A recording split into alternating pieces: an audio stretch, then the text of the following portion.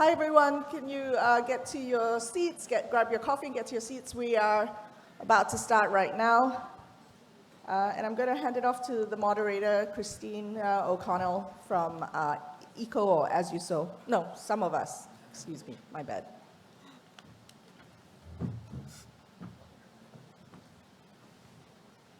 That's what to me is early today for a conversation about the role of big tech, disinformation, and ESG.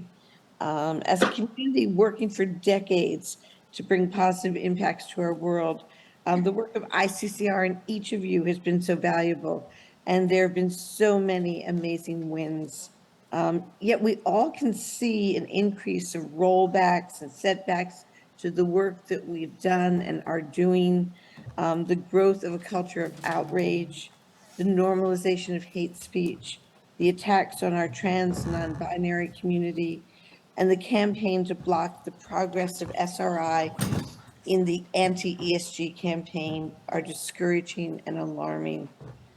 Today, what we'd like to talk about are the ways in which big tech, the social media platforms, which have been considered so frequently clean tech, or considered a great inclusion in an SRI or ESG fund, are not so clean after all. We're really lucky to have a great team of panelists to talk with today.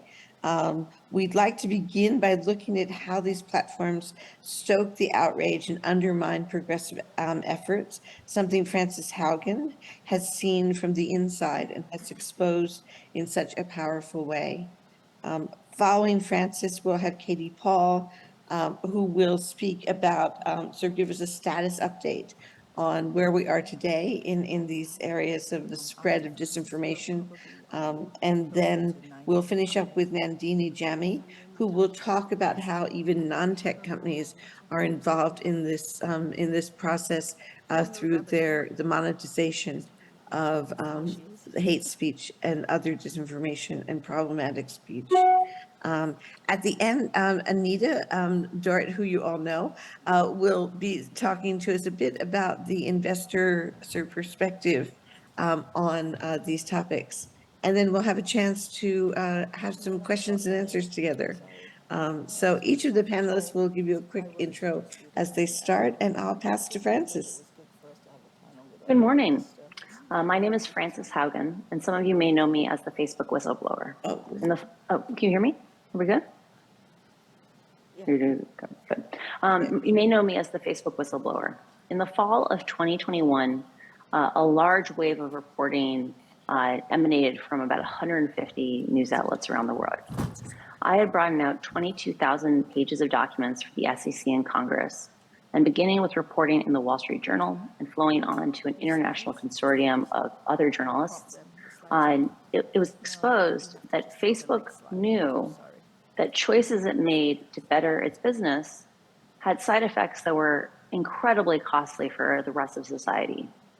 One of the reasons I'm so excited to speak with you guys today is that I believe that the investment community plays an incredible role in providing oversight for companies. Right now, Facebook has been exempted from that oversight because Mark Zuckerberg holds over 50% of all the voting shares. As a result of not having any accountability to his board, to the shareholders, or other external checks, a culture is formed inside of Facebook that is incredibly, it's become set. It's become fixed in its ways, because the way you get to be close to Mark is by telling Mark things he wants to hear. All of us, when we become disconnected from reality, when we no longer have feedback loops, we can begin to veer into our own kind of version of reality and away from the consensus reality. The cost of that has been incredibly costly. One of the major revelations I brought out is about something I call algorithmic escalation. The idea that when you have algorithms that are optimized for engagement, for getting people to click on things, for getting people to put comments on things, that process ends up biasing over time towards more and more extreme content. Documents in my disclosures said things like publishers had started noticing that the articles that drove the most traffic back to their site, like BuzzFeed. The CEO of BuzzFeed wrote to Facebook specifically saying, when we look at our traffic stats, some of the content we're most ashamed of is the content we get the most traffic back from. We think there's something wrong with your algorithm. Political parties on the left and the right in Europe said, hey, we know you changed the algorithm. This was back in 2018. We know you changed the algorithm. It used to be that we could share something that was important, but maybe not the most exciting, something like a white paper on our agricultural policy. And it's not like it got the most comments. We could see that, or the reshares. But we could see from looking at the stats that people spent time with it, people read it. Now we're forced into a really, really hard choice, which is we're social media managers. Our job is to get the positions of our party out there. But what we find is that the only thing that Facebook will distribute is content that's even, that we know our constituents aren't fond of. These extreme positions, the things that can get the clicks, get the comments, that can rile up our anger, those are the ones that get the most distribution. And we're forced to choose between content that we know our constituents believe in and content that we know will get distributed. That's incredibly, incredibly problematic. You have a system that has no oversight, where a single man can step in and do basically anything he wants and have no accountability. I'll give you an example of a concrete application of this. In the fall of 2019, a few months after I started joining Facebook, I watched this unilateral action in power in a way that was incredibly frightening. So back in the spring of 2019, the BJP party in India had begun to use rhetoric that was incredibly inflammatory towards Muslims. They had started to compare Muslims to pests, rodents, insects, that kind of thing. And Facebook had on staff back then, many of them I'm pretty sure are fired now. They had many people on staff back then who were specialists at atrocity studies. Where do genocides come from? Where does ethnic violence come from? And one of the key first steps is when major political leaders, people like the head of a country, start describing their minorities in terms of being, pests. And so a war room was called, and people asked, they were like, that we need to be able to take down speech that could endanger people. And it went all the way up to Sheryl Sandberg, and they presented it. They presented all the academic context on this kind of thing, how these escalations happen. And they came to agreement that they needed to take down the speech from Modi. But Sheryl had to leave the room for 15 minutes. And while she left the room to go deal with something else, the conversation moved on. And someone pointed out that if they took down speech from Modi, when Trump inevitably compared, say, Mexican Americans to some form of insects, they would have to take down speech for him too. And so they took a step back. They said, let's do this more rigorously. Let's do this defensively. And they spent 3 months, 4 months, they spent all the way until September, actively tweaking, having 30 or 40 researchers, people with PhDs, people from the ads team, people from the operations team, people from policy, all across the Facebook, this consortium worked together to come up with what should the the violent speech policy be. And they brought it to Mark. Now think about this. Think of how many hours of effort from experts went into this. And Mark said, this won't do. I can write the political speech policy this weekend. And he went home and he spent the weekend and he wrote the policy and he came back. And on Monday or Tuesday, they announced Facebook will not take down speech from politicians. And one, think about how problematic this is from a governance perspective. Like a single man can override conscientious, thoughtful work from people who know far more about the topic than him, just because he got lucky when he was 19. But second, it was so reckless, it didn't consult the ads team or the misinformation team. Politicians, as termed in the policy, were people who were elected. Guess what? Local dog catchers are sometimes elected. Is their speech politically protected? There was no way to actually enforce the policy because there are no comprehensive databases of all the elected officials in the world. There's no thing mapping those officials to their Facebook accounts. We had members of the third-party fact-checking program, the journalists who worked with Facebook to check misinformation, quit the program over it.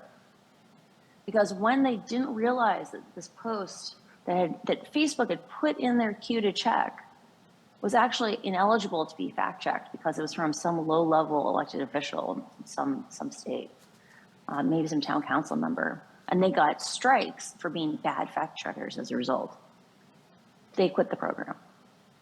This is a huge, huge problem. It is only going to get worse, and it's not just Facebook. These algorithms that are directing our attention, that are choosing what we focus on, don't exist just on Facebook. They exist on things like TikTok.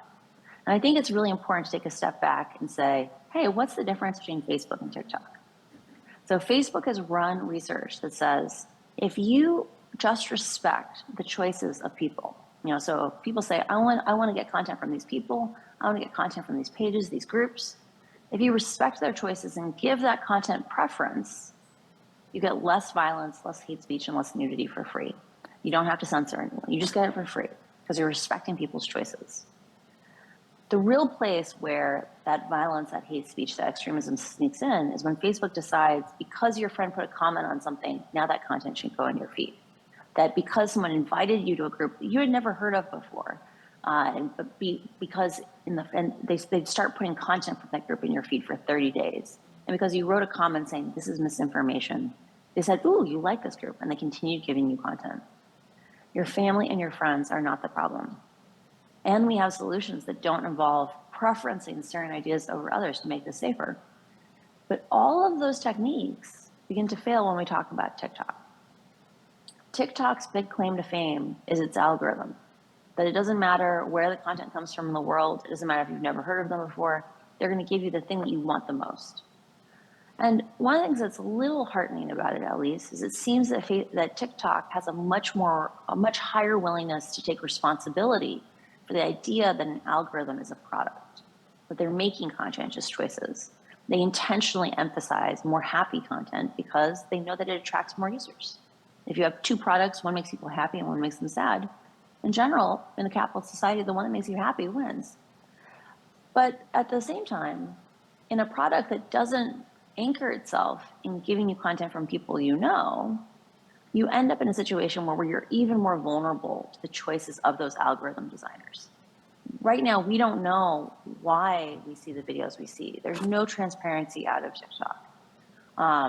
We know that in China, and remember, many of the executives, most of the leadership of TikTok still sits in China, that in China, if ideas are not advantageous to the goals of the Chinese Communist Party, that they don't get distributed. I think it's profoundly distressing, the idea that TikTok can easily influence what our media environment is. And before you take a moment and say, isn't TikTok just about funny dances? A growing percentage of all Americans get their news from TikTok. It's something like 25% of people under the age of 35. And I know that sounds crazy. It's like, how can that be? But trust me, like even I've thought about doing a news digest on TikTok. We need to have transparency on these platforms. It's very doable. And one of the ways in which investors can help is by demanding for problems that we know about.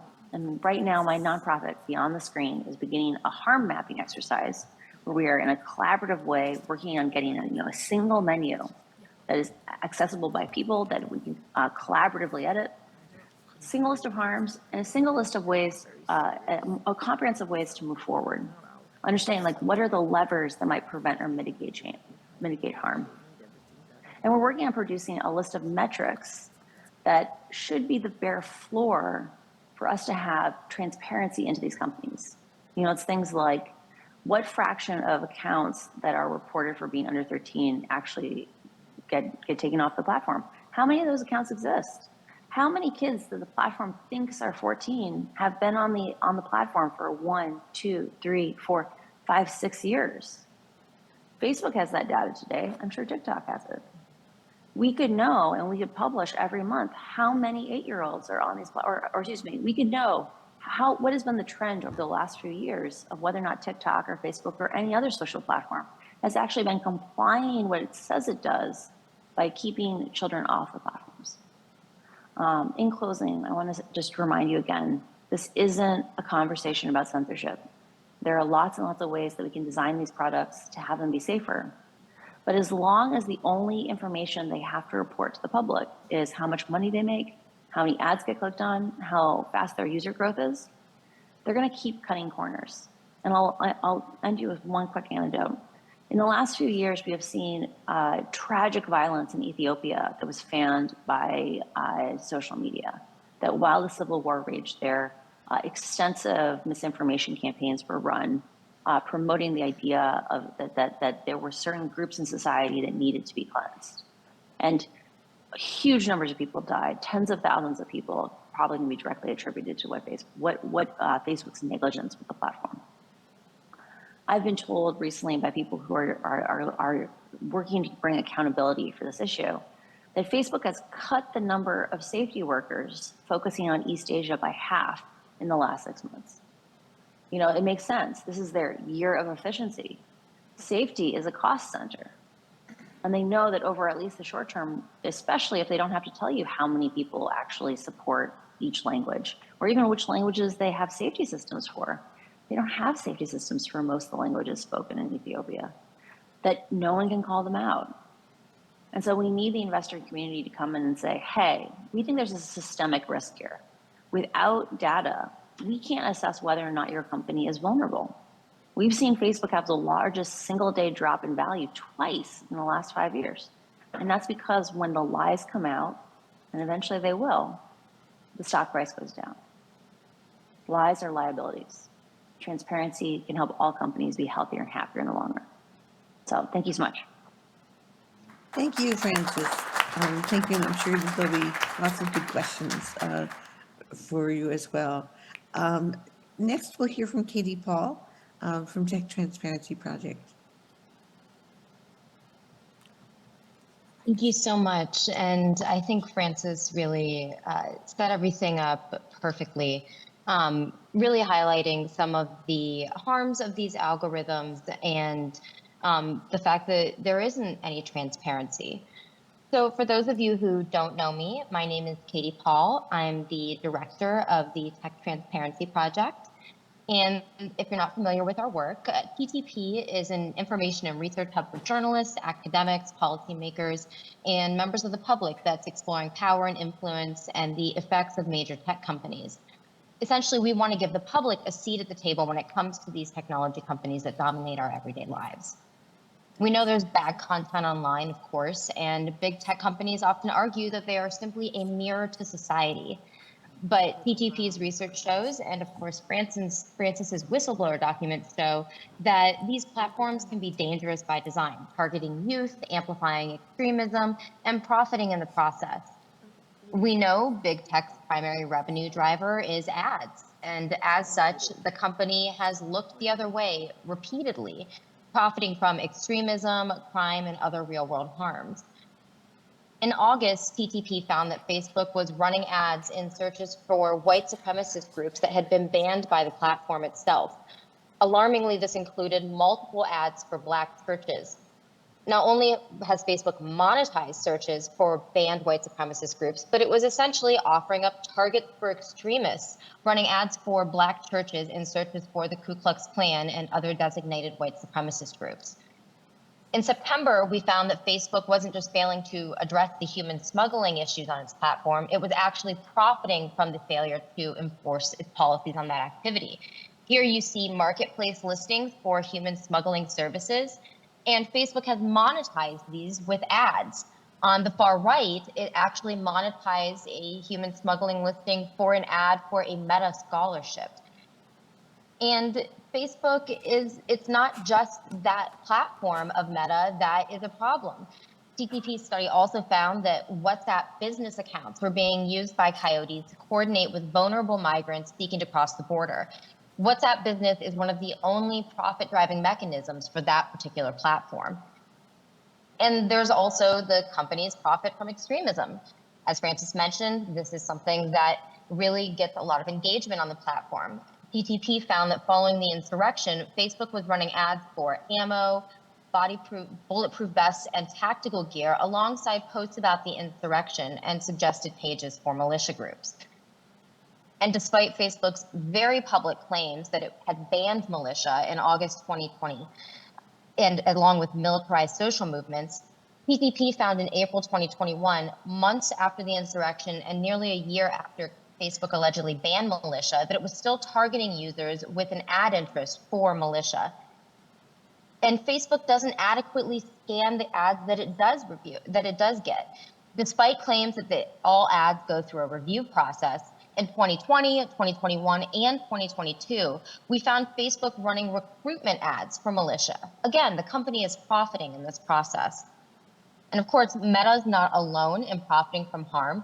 Google has repeatedly run predatory ads on its search engine for people seeking how to vote, like these findings from the recent midterm election. But these aren't the first or even the second time this has happened with Google. We warned about this issue ahead of the 2020 election.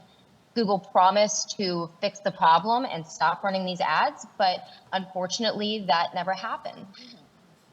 And of course, YouTube also profits from militia content. Here we found the platform running ads on 3%er recruitment videos and monetizing creators through super chats. That means that both YouTube and militia content creators are profiting in the process. But as Francis really beautifully laid out, to continue to profit, the platforms need to keep you engaged. And to do that, they need to feed you more content, which is part of the purpose behind these recommendation algorithms. But some of these algorithms also have consequences. When it came out that there was a plot to kidnap Governor Whitmer that had been organized by individuals who met on Facebook, Facebook claimed it had been working with the FBI and removed the offending militia. But we see here, not only had that militia still been operating on the platform, Facebook's recommendation algorithms recommended yet another Michigan militia that was also involved in the plot. This is more than a week after the plot had been unveiled and been public in media. Facebook's algorithms also create content for extremists, something that is unique to this platform when it comes to big tech. TTP found that auto-generated pages exist for a range of extremist groups, from domestic hate groups like you see here with the Proud Boys. This page was actually created on January 6, 2021, as well as international designated terrorist organizations. Our recent report found that despite knowing about this issue for many years, there were still over 100 auto-generated pages for the Islamic State on the platform as of last month. Problems like the auto-generated pages issue are no longer shocking claims about platforms like Facebook. And all of the harms and ill-gotten profits mentioned in this report have been known for years now. None of these are surprises to big tech.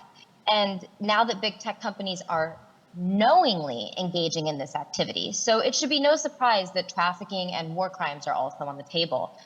The trafficking of ancient artifacts, for instance, from regions in conflict is a war crime, like those from Syria to Iraq to Libya and to Afghanistan. Facebook remains one of the world's largest digital black markets for conflict antiquities. And it's not just the issue of trafficked artifacts, it's also an issue of funding extremism and conflict. Traffickers from extremist groups like ISIS and the Taliban continue to utilize the world's biggest social media platform to this day to help finance their activities. These groups operate with impunity on Facebook, in some cases even using antiquities trafficking Facebook groups to traffic grenades following the American withdrawal in Afghanistan. Yet amid all of these issues, profit, unchecked algorithms, failed moderation, we need to keep in mind that tech companies are targeting a very impressionable population with the goal of creating lifetime consumers. The important revelations from Francis's whistleblowing and the Facebook files showed a clear targeting of kids by Facebook, and they're not the only platform to do so. One of their flagship platforms for focusing on youth, Instagram, is rife with harmful content. TTP found that it only takes 2 clicks for a 14-year-old account to connect with a drug dealer, but it takes 5 clicks to actually log off of the platform, part of the fact that these platforms are dangerous by design. And TTP found videos on YouTube Kids that expose children to troubling content on the platform, like the glorification of weapons and skin bleaching instructions. YouTube Kids claims that the platform is containing carefully curated content for children from toddlers to age 12. And of course, big tech targets kids for profit too. TTP found that there was an ad experiment that we ran ahead of Facebook's changes to targeting algorithms that found kids aged 13 to 17 could be targeted for content like drugs.com, Here we're offering to throw a pill party. The ad was easily approved. Just a note, we never ran any of these ads on the platform. We canceled them before any could run. But we found them also approving ads with anorexia tips and targeting kids for extreme weight loss. Now, after this, Facebook said that it would change how advertisers can reach young people. But we found that, again, even after those changes, these ads were all approved, some of them in less than an hour. Now, this is what I like to call my quote of disaster. And while I've discussed a sample of real-world harms, everything you see in this slide only relates to the profit-driving mechanisms of these companies. The product that the companies that keep these companies afloat and that shareholders are investing in, that product is faulty, it lacks quality control, and it even facilitates crime. And just another example of where things could be headed. This is just a sample of some of the letters from Congress to big tech platforms over the past couple years. It's a clear example that change is coming in one form or another. And what does that mean for shareholders as these companies fail to continue any sort of efforts at quality control? And not only that, but continue to lay off important teams that address these problems. Thank you very much. Thank you so much, Katie. That was fascinating and frightening. I think Nandini is now in the room, I think, and ready to speak. I can't see from here, so. Christina, it's Anita here. I was just going to, before Nandini speaks, I thought it would be a great idea to just talk a little bit about the proposals that have been filed this year against Meta from the investor perspective. And I was going to ask Lydia Kuykendall, who is from Mercy Investments, to maybe speak very briefly about her observations on Meta and the proposals filed. And then I'll just cover some of the other issues that have been addressed by investors, including yourself, Christina, if you want to chime in after that, then hand off to Nandini. I think that might work well. Is that okay? Wonderful. Sounds good. Yeah, great. Thanks. Great. Thanks, Anita. Is this working? Yeah. Awesome.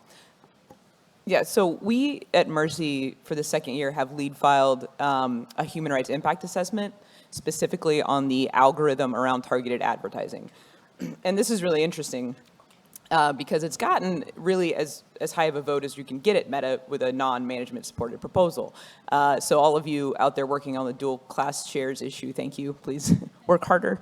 I think when we talk to the company, it's really interesting because they'll talk about all this great work they're doing around human rights. And they'll say, well, we've done this assessment and we have these internal policies and we have the best human rights team in the world. And they've said that to me so many times because they'll talk to me, but they won't talk to me about algorithms around their targeted advertising, which is really interesting because they did this big, beautiful human rights report that didn't touch on this issue at all. And for those of you that don't know, targeted advertising is 97% of their revenue.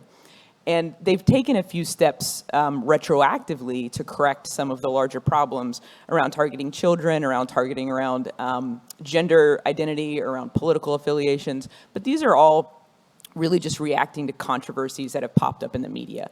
And they steadfastly refuse to examine the root cause of all of this, which is the algorithm that governs it. And I'm going to be super brief here, Anita, so that we don't take up too much time. But I'll end saying that I think one of the things that really stuck with me with what Frances Hogan said is that I had the exact same experience at Meta as she did. And that shouldn't happen. They shouldn't care so little about every single stakeholder, from their client to their employees, to their customers, to their investors. That's bad business when literally I have been in the room with Meta for 5 minutes and I knew they weren't going to tell me what they wanted. Frances Hogan worked with them for years and she knew she wasn't going to get what she needed there. They should at least pretend to care about somebody other than Mark Zuckerberg. And they don't. And until they do, I think we're all going to end up in this vicious cycle of, well, they'll report on exactly what they think they need to report on or what they think they're going to get caught legally if they don't report on, and nothing else. And then we'll keep finding these things out from whistleblowers, from leaks, from wherever the source of the information ends up being, but it's never going to be from Meta until investors and regulators force them to do so. So please continue to put on the pressure, and thank you to so much of you who do that already. Thanks, Lydia. And then just a couple of other sort of proposals that have been filed with Meta, just to give the group an idea. From a governance perspective, we have proposals filed asking for a review of their audit and risk committee. So we're really trying to get them to have a effective risk management system, and so we're asking, they've put together an audit and risk oversight committee as a result of an investor request from a few years ago, but nothing has changed. So we're asking for a review of how effective that committee is. That's one of the governance issues that is being covered. A second governance issue that's covered is the issue really relating to the dual class shares, the fact that Mark Zuckerberg controls over 50% of the voting, the voting power. And really by this time, we really should be looking at sunsetting those. In addition to the human rights impact assessment that Lydia just spoke about, there is also proposals filed relating to child safety online. So touching on the issues just now as well, asking about really pretty much at the base level a child rights impact assessment, and continued push for oversight over harmful content and how that continues to be, to gain presence on the site due to the use of algorithms and the lack of judgment. And we know about the content policy that Mark wrote overnight. And so really looking for that effectively. Similar proposals have as well been filed with Alphabet and some with Amazon. Happy to talk about those later, but really wanted to hand this back to Christina and then to Nandini, to bring us into more sort of important details as we learn about tech disinformation. Christina, did you want to speak very briefly maybe about your proposals before I throw it back to Nandini? You bet. Thanks, Anita. We are working on 4 proposals, 2 which Anita has already mentioned.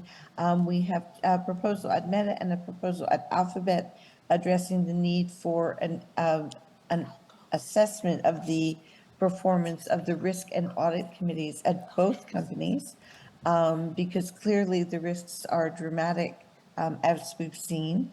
We're very happy to have the one at Meta co-filing with Harrington Investments and the AFL-CIO. We're really proud of the strong support from the union movement on this issue. For the one with Alphabet, we are co-filing with Harrington, Aviva, and Nordea. So really great partners to work on these issues. We also, from SumOfUs, and Echo, we've just changed our name.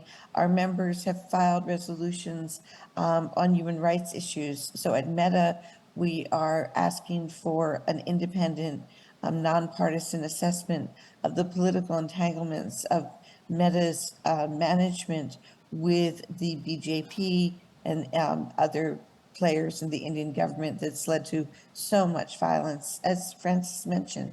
And the last proposal we're working on is at Alphabet. It's a refiling of our resolution from last year that received 49% of the independent vote, calling for a human rights impact assessment on the siting of data centers in human rights hotspots, in particular in Saudi Arabia, where the data center Alphabet is building will be built by and managed by Saudi Aramco, the Saudi government.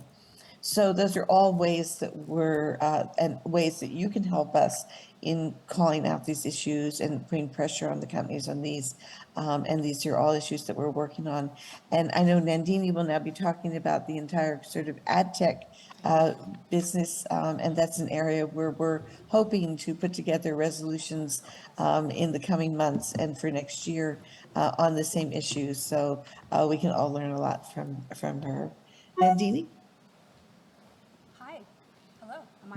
Am I on today? You can hear me? Okay, amazing. Well, first of all, thank you so much to Christina and Anita for inviting me to join you here today. I'm very excited. Quick note to the AV team that if possible, could we please switch the order of slides 5 and 6? If not, that's okay. So in 2016, I started a campaign to defund Breitbart News. The campaign was called Sleeping Giants, and we lost Breitbart 90% of its ad revenue within 3 months of our campaign. Thank you.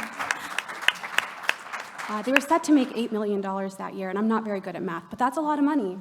And that was, and we did that just by alerting advertisers to the fact that their ads were running on Breitbart. For me, this was an unpaid side hustle. I had a full-time job doing something else.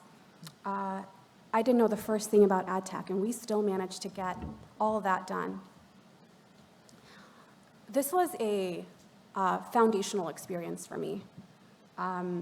It taught me that it is easy to move quickly to change things, that it's possible to change the narrative of what's happening around us. And that if we work together, that we can solve the disinformation crisis. I remain fundamentally optimistic as a result of this experience. I believe that we have the tools and the playbook to surgically and methodically dismantle the disinformation economy. I'm honored to be joining you here today so that I can share some of the insights that I've learned since then. Slide.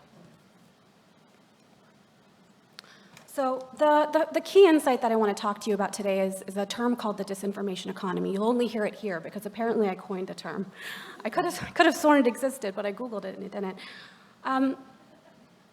So the disinformation economy, as we at Check My Ads define it, is a little bit different than what you may come to the table thinking about. I know we've been talking about Facebook and social media platforms. That's usually what we think about when we think about the disinformation economy. But that is just one side of the equation. Facebook is where Facebook amplifies disinformation, right? Facebook is where you go and you are confronted with it, and it distributes the disinformation. But that is where Facebook makes money on disinformation. That's not where the creators of disinformation make money. Now, where the creators of disinformation make money is when you click on that Facebook post or that Facebook ad, and you end up on their site on the open web, where there are a handful of ad exchanges waiting to monetize you. And those ad exchanges are partnered with other ad exchanges, who are partnered with other ad exchanges, who are partnered with ad networks, and more ad networks, and even more ad networks, and ad platforms, and companies you've never heard of. And that forms this incredibly, absurdly complex supply chain that is so complicated that nobody, not even advertisers, know where or how their ads ended up on a Breitbart or a Gateway Pundit, let alone where the hell their ads ended up. Slide, please. This is the slide, please. This is the beating heart of the disinformation economy. This is the ATM of the disinformation economy.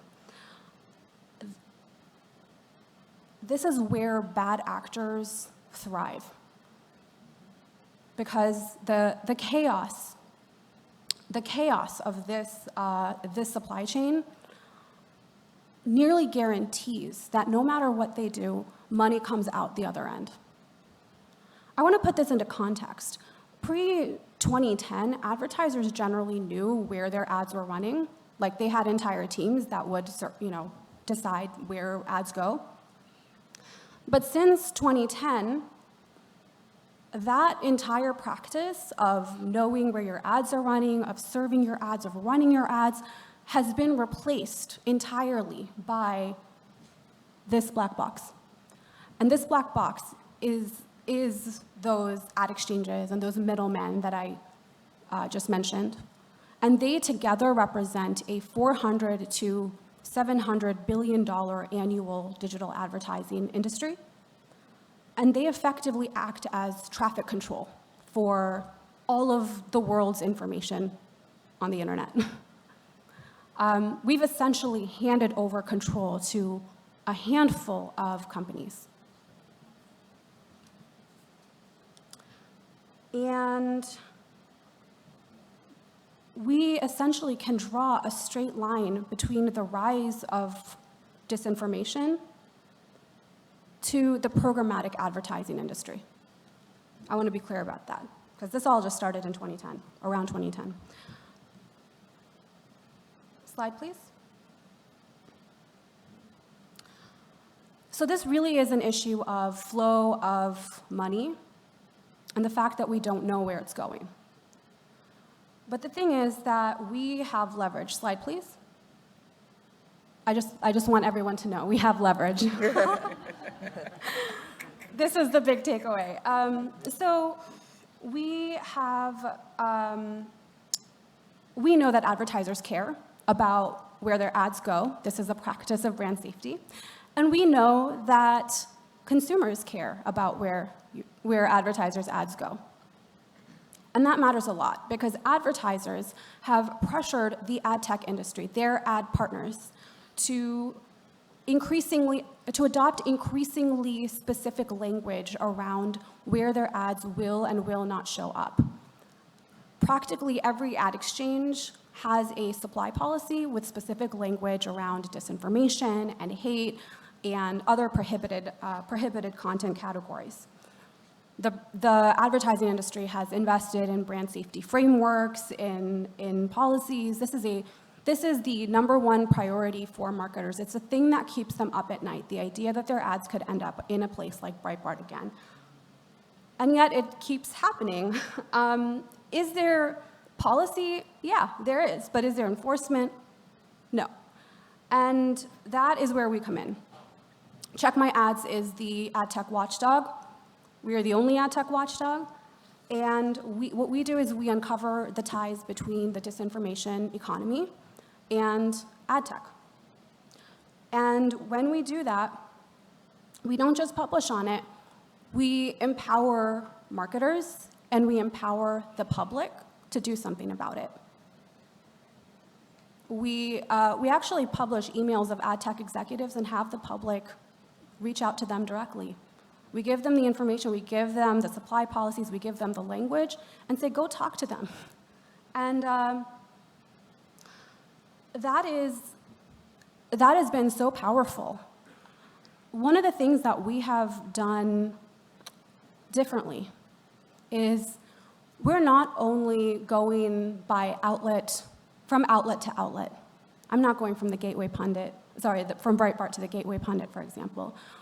What we've discovered is the presence of networks, of disinformation networks, and how bad actors have managed to thrive within this chaotic ad tech industry. I want to give you a quick example. Last summer, we discovered that Steve Bannon has been operating via a 24/7 streaming weather channel called Weather Nation, essentially a front for Real America's Voice, the channel that hosts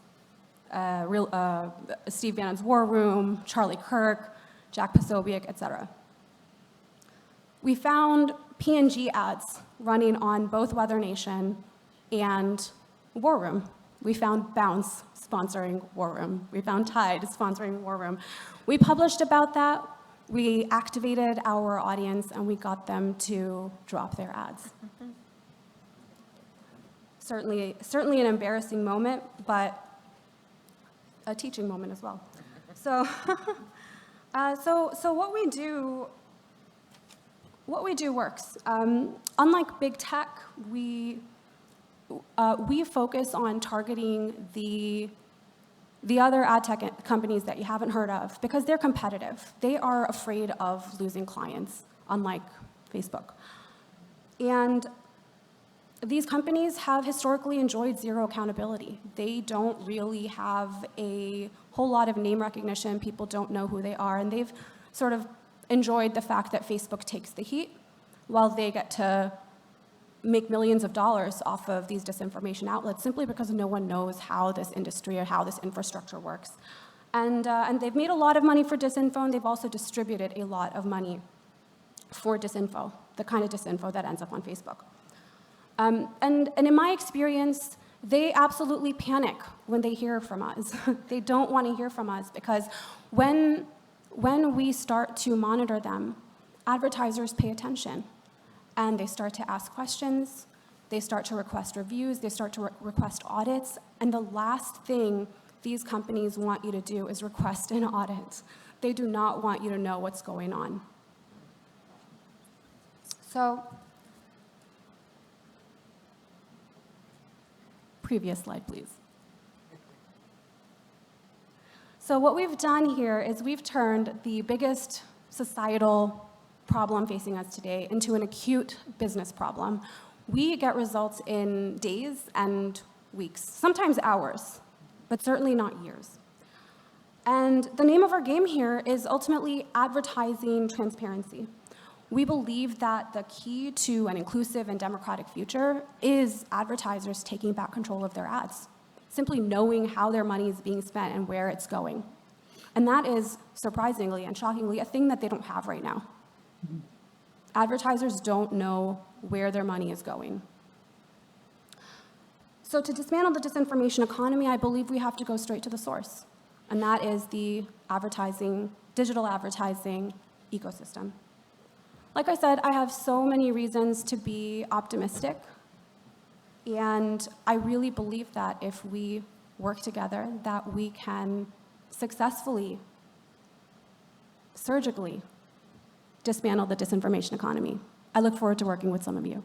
Thanks. All of you, honestly. So much, Nandini. That's really helpful, and I think that this is the type of task that we all are interested in taking on. And as we're engaged with companies outside of the tech industry, this is an issue that we can raise with them. Where are their marketing dollars? Where's their marketing budget being spent? And have they checked to see where their ads run and next to what? So we have some time happily for questions and answers. And I don't know, I can't see the room. And I know that there's also a large audience virtually. So Anita, maybe if you can see the room, you could. Sure, I can do that. I guess anyone want to step up to the mic and ask a question? Any questions? Meredith? I'm curious, understanding that sort of this disinformation melange, it reminds me of the commodities market where we lose the eye on the supply chain. Are there alternative business models that are trying to create that direct conduit? Like, wouldn't P&G prefer to work with a direct conduit provider? Does that make sense? That's for me, right? Yeah. Ma'am, was the question, why aren't advertisers going directly to publishers? Or why aren't there services that allow that direct relationship? Why do they have to go into sort of this soup? Oh, that's an amazing question. That was the question that I asked when I first started researching this industry. The answer is because, well, first of all, the biggest ad exchange in the world and the easiest way to get into digital advertising, which is essentially a requirement for any small business today, is to go through Google Ads. And Google Ads, they decide where your ads go. That's the first thing. The second thing is there's a lot of, for lack of a better term, propaganda out there by the digital advertising, the ad tech industry, that the best way to advertise is through programmatic advertising, through these middlemen that supposedly helps you optimize your ad spend. We know for sure that that is not the case. I want to give you a quick example.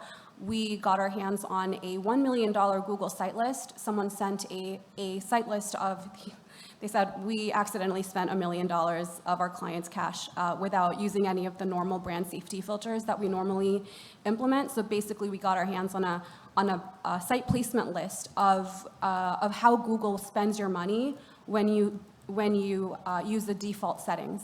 And what we found was, first of all, it placed your ads on 400,000 websites, their ads on 400,000 websites. The number one placement was unknown. I'm not kidding, it literally says unknown. And then number 2 was yahoo.com. Number, I think, 18 was Breitbart. Number 40-something was Zero Hedge. And then I think like number 62 was mapquest.com. And then you go all the way down and you see the New York Times. I'm talking, you go down to 1,000 something. And in between that, content farms, piracy, et cetera.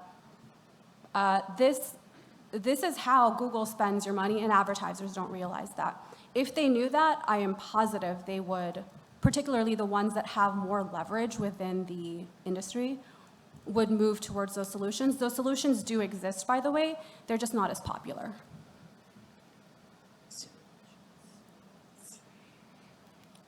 Rebecca, I think there was a question from the online room. If anyone else has questions as well, please just head to a mic.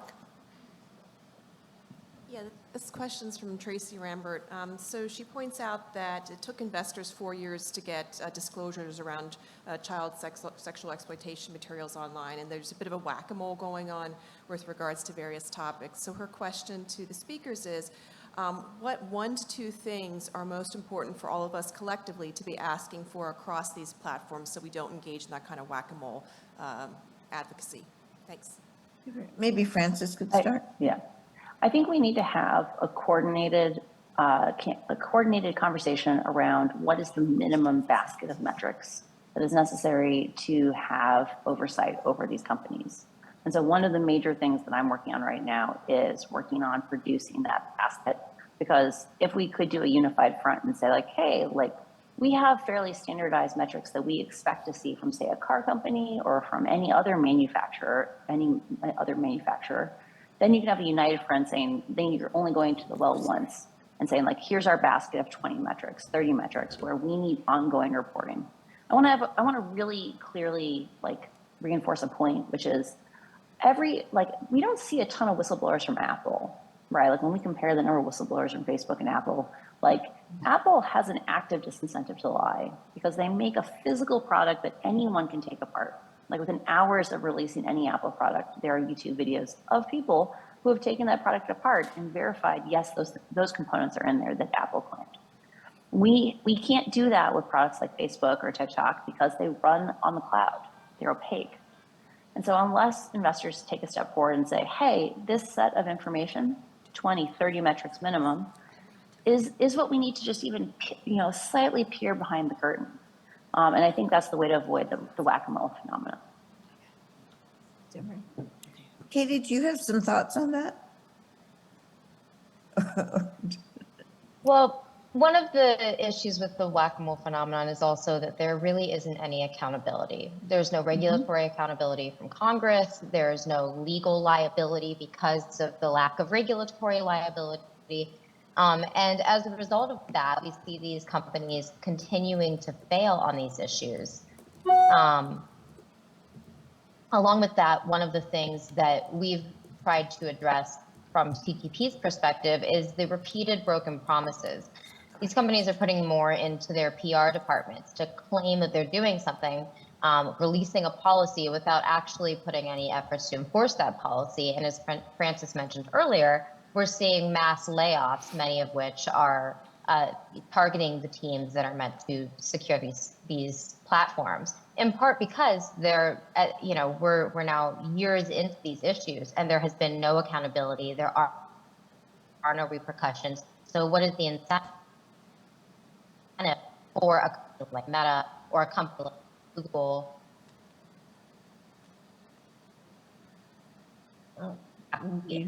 That. And that's I think we're breaking up. Holders holding them accountable. I'm sorry, Katie, I think we're breaking up here. So the sound is breaking up. I think this is certainly the need for accountability is something that we've seen in addressing the Saudi data centers with Google. Their claim of their human rights impact assessment disclosure that they say they have made referred us in their no action claim against us as well to a blog post that was somewhere on their website. And in that blog post, it mentions planning to build in Saudi Arabia, but says nothing further, aside from somewhere else in the blog post saying, we do, from time to time, we undertake studies of the human rights impacts of our work. So there's, if it's not for both, organizations, various groups like Nandini and Katie's groups and Francis's work now, or the work that we're doing as investors to put pressure on the companies to address these issues, we're not going to see them solved, and they will only get worse, I'm afraid. Francis, Christina, there's another just follow-up question for Francis that I thought I would refer to, and then I'm going to throw it to another question on the floor, which I think Michael Connor has, correct, Michael? Wonderful. Just before that, I'll just, Michael Passoff, who filed the proposal on child safety online, just had a follow-up question to Francis based on her comments just now. He asked if Francis has examples of what some of those standard metrics would be. I'll give you an example. So by definition, there are no under 13-year-olds on Facebook right now, or Instagram, right? And if you don't lie and say that you're over 13, you can't get an account. Yeah, we know there's lots of 8-year-olds on Instagram. One of the things we discovered from the disclosures was that Facebook has an estimated age for every person, because the reality is adults also lie when they sign up for Facebook. And Facebook really wants to send you targeted ads for things like that 40th vacation getaway package. One of the most important things Facebook could be doing today to make Instagram and Facebook safer for kids is actually keeping under 13-year-olds off these platforms. Research has shown that the age range 10 to 13 is particularly dangerous for teenage girls, because during that, as they go through puberty, literally their brains change. They get more oxytocin, more dopamine receptors, and it makes them much more susceptible to peer pressure or peer criticism. We found from the documents that you can take that estimated age and you can say, hey, for everyone you think is 14 on the platform, and guess what? You can estimate in a very precise way what someone's age is based on the content they interact with, how they interact, who their friends are, all these things. Of the kids who are 14 on the platform today, what fraction of them were on the platform 1, 2, 3, 4, 5, 6, 7, 8, 9 years ago? And if they had to report that every month, then guess what? Once they write that query once, they could give it to us every week if they wanted. It's trivial. They already have these systems for automatically rerunning queries. Imagine what parent rights groups could do if they had even that one fact. They could say, wait, you haven't been doing a good job for the last few years at keeping kids off the platforms. And we could probably sit down together and say, what's the 30 issues we care the most about? Here's 30 metrics. Or what's the 10 most important issues? Here's 30 metrics with 3 metrics per issue. And that would actually unlock a lot of change. It allows you to do things like advertiser boycotts. It lets you do things like protests. It lets you do things like divestment campaigns. Because right now, the only successful advertiser boycott we've had was called Stop Hate for Profit, back when the Black Lives Matter riots happened. And that ended when Facebook came out and said, we solved hate speech. And because we had no way to verify that, the boycott dissolved. So even a little bit of data can be really, really transformative. Thanks, Francis. Michael, I just wanted to, I know we're at time, but I thought it would be great for you to ask your question, and then we'll close off. Sure, it's a little bit off point. My name is Michael Connor. With Open Can't Mic. hear you. Can't hear you, Michael. Hello? Yep. Yeah. I'm with Open Mic, and we work with shareholders on tech issues. Thank you. My question is for Francis. Francis, you're a whistleblower, and thank you for that. Could you talk about the experience of being a whistleblower, how Facebook has reacted to it? Is it worth it for you? Has it been worth it? Will it be worth it financially? Not that there's anything wrong with that. And the ins and outs of that, because increasingly in the tech world, whistleblowers are a real important source of information.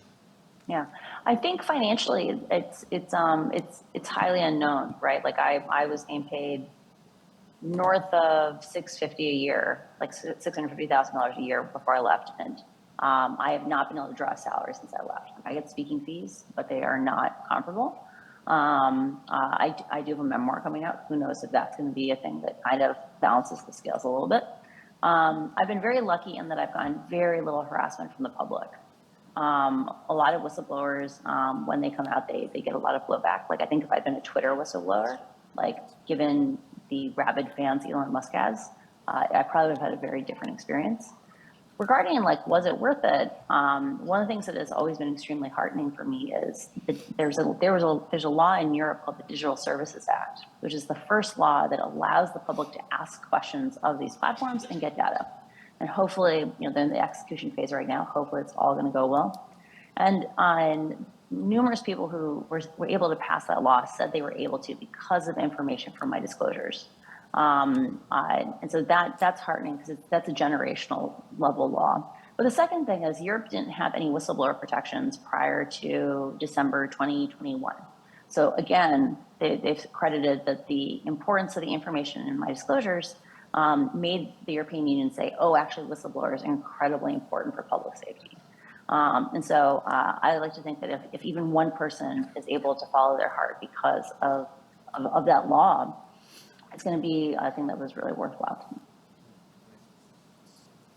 Super. Thanks. Christina, back to you. Thank you. Thanks, Anita. I want to thank everyone for being here for this panel and for the work that I'm sure we're all going to do together going forward. At ECHO, we're about to bring out 2 risk reports, one on Meta and one on Alphabet, which we'll have available next week. And so we'll share that link with ICCR so that can be shared with investors. They're investor focused. I want to thank our panelists. Nandini, thank you so much for the work you do and for the information on such a difficult area at times to understand. Katie, for taking on the really tough issues, and Francis, of course, for the work that you've done and the work that you're planning to do. Hopefully, all of us in the investment community can work with you on that, because I think that would be very, very exciting.